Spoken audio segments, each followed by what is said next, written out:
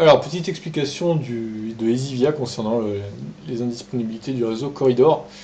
Donc, j'avais fait une vidéo samedi dernier.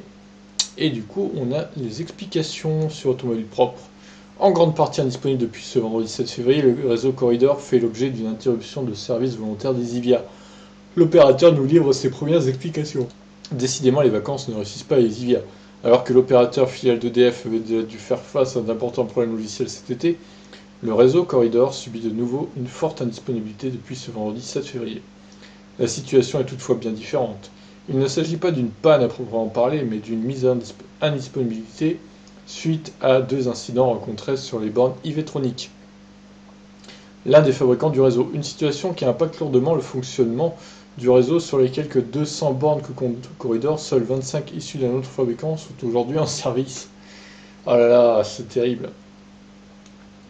Alors, c'est un choix de la part d'Ezivia de mettre ces bornes en indisponibilité.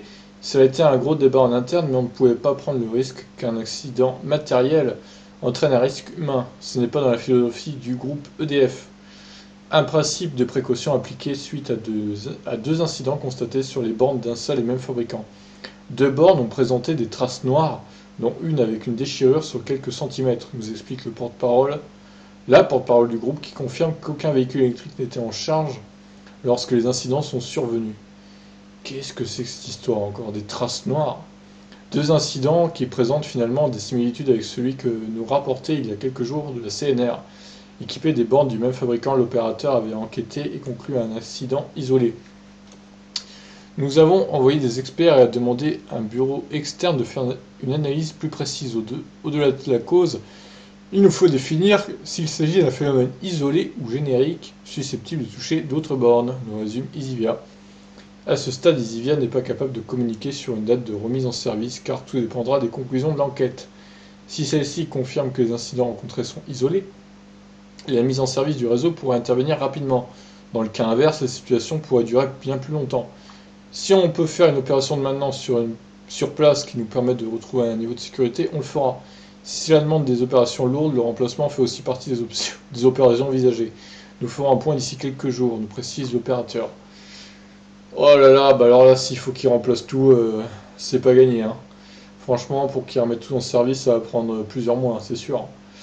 Donc là, c'est quand même étonnant, ces traces noires.